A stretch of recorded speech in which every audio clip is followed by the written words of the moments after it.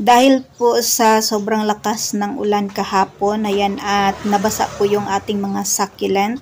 Hello everyone, ito po si Charching ng Succulent Davao and welcome back sa ating YouTube channel. And for today's video, so ito na guys yung ating mga halaman na nilagay ko po dito sa ating mga hanging pot. So ito guys yung ating flapjack. So ayan, sobrang basa po ng ng kaniyang soil. So hindi ko sana siya basain or hindi ko siya dinidiligan kasi gusto kong ma-stress yung ating flapjack. So ayan, medyo meron na po tayong nakikitang red sa kaniyang mga dahon. And then guys, ito yung ating napakagandang Ellen. So ito na guys yung isa kong na itanim na isang pot ng Ellen. And then ayan, nilagay ko po siya dito sa sa hanging pot kasi gusto ko siyang palaguin. And then heto guys yung ating crested moonstone. And then ayan, naglagay po ako ng aron P dyan sa kanyang kasi meron pong space. So ayan, at nilagyan ko po siya ng aron P or Bernalens. Ayan. And then guys, ito yung ating napakagandang to siya, Fred Ives. So ayan, medyo na siya, makahoy na po yung ating Fred Ives. So update sa ating weather, ayan, makulimlim pa rin guys.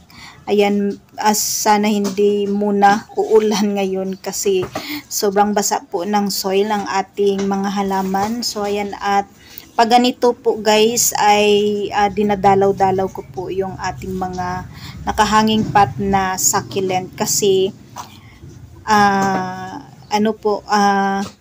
baka merong mga nagkamashi or hindi natin mamalayan ay na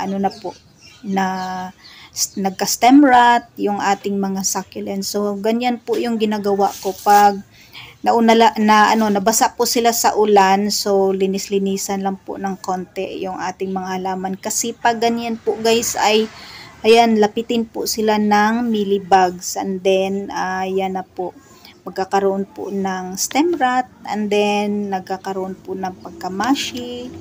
Ayan, dalaw-dalawin lang po natin yung ating mga succulent para ayan, gumanda naman po sila guys. And then ayan, at yung mga dito, yung mga nilagay ko dito na mga succulent ay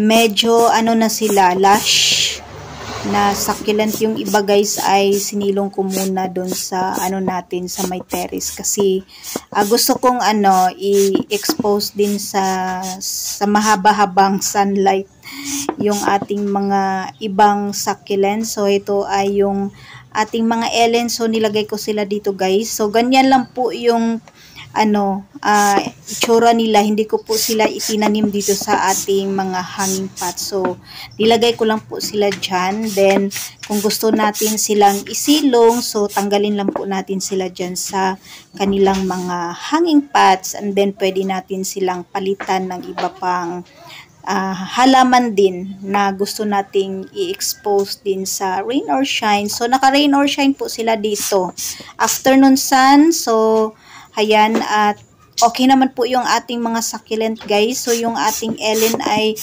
siya, nung nailagay ko po sa shaded area, ayan, medyo leggy. And then ngayon guys ay medyo na siya, bumabalik yung pagka-pinkish ng ating mga succulent. So sana gumanda pa lalo yung ating mga Ellen. Pero yung isa nating Ellen, yung mother plant natin guys, ay napakaganda po ng kaniyang mga dahon. Kasi nakalagay po siya talaga sa afternoon sun. So heto sila ay nailagay ko po sa sa shaded area. So ayan, at okay naman po sila. So ngayon ay sobrang basa po ng kaniyang soil. So wag lang po natin silang alisin dyan hanggang sa mag-dry po yung kanilang soil. So heto na guys yung update sa ating to siya, yung nabihade natin na Jocelyn Joyce. So heto na siya guys. And then ayan, And then, di ba, tinanggal natin yung kaniyang mga baby. So, ayan na guys, yung kaniyang stem. Ayan, meron na pong lumalabas na ano din, na pops. And then, yung ating top cut ay meron na din pong mga pops. So, ganyan po kadaling dumami yung ating Jocelyn's Joys. And then guys, ito yung ating mga Graptopitalo. So, ayan, medyo ano na sila. Sa ibaba naman po yung ating mga cactus sa ating vertical wall. So, ito na guys yung ating halo-halong mga succulent. Ayan, medyo lush na po. And then yung ating campfire na medyo orange na yung kanyang kulay. And then yung ating Adolphii. So, nakapag-repat ako ng ating Adolphii. So, ang dami pong Adolphii dito sa ating munting harden. And then yung ating jade, hindi ko sure yung ID niya, pero parang chic air o ganun po yung kaniyang, hindi siya golong, parang Shrek air. Yes. So ayan sila guys, okay naman po sila dito kahit na nabasa po sila sa ulan. So basta stable lang po yung ating mga succulent ay okay po sa rain or shine, at lalo po silang gumanda ng nakainom po sila ng maraming water. So ayan sila guys, yung ating mga nakahanging pot na mga succulent dito sa itaas ng ating vertical wall. At yung iba nating mga nakapat din po na mga nakahanging pot din po na mga succulent ay nandun po sa kabilang side ng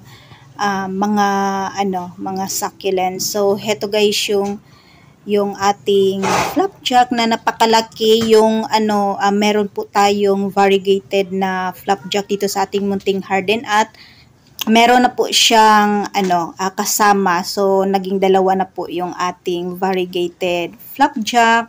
So heto sila ay hindi ko po pinapansin, so wag nyo pong laging pansinin yung inyong mga succulent kasi yan po yung gusto ng ating mga halaman. And that's for today guys. Maraming salamat po sa inyong panunood dito sa ating YouTube channel.